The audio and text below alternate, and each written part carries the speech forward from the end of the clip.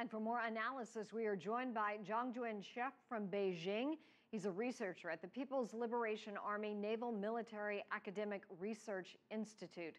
Welcome to the broadcast. Thank you. You've just heard reports on reaction from the security bill. Why is there so much anxiety at this point? Well, I think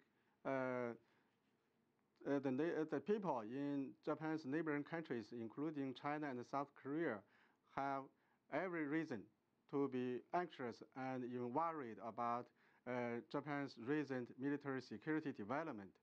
We know that as a defeated country which invaded its neighboring countries during World War II, Japan has taken the exclusively defense-oriented policy as its basic national policy. And this basic policy has guaranteed the development of Japan and also, to much extent, guaranteed the peace and stability in this region.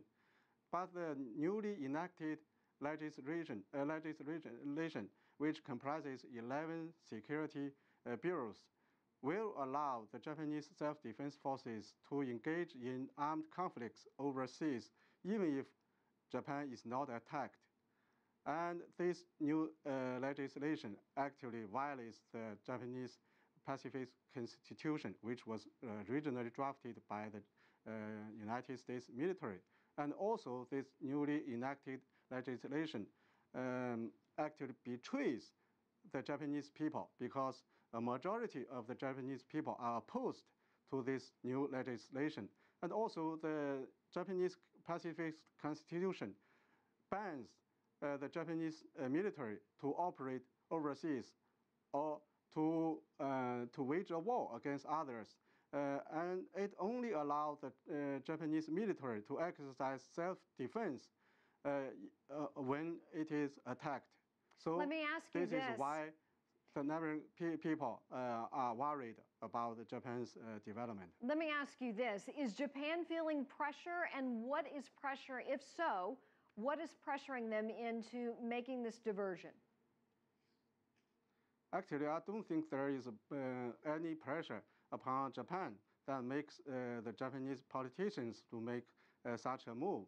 Actually, all this is pushed forward by the Japanese government, led by Mr. Shinzo Abe.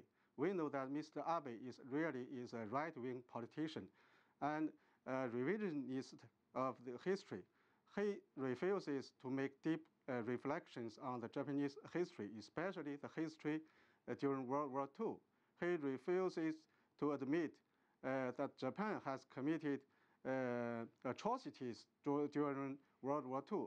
For instance, he refuses to admit that the Japanese military forces made or committed the Nanjing massacre, which murdered more than 300,000 Chinese.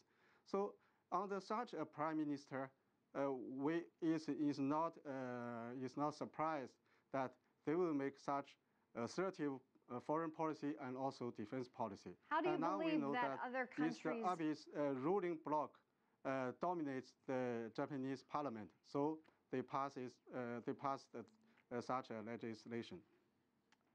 Zhang Junshe, thank you for that. We appreciate it. Live from Beijing.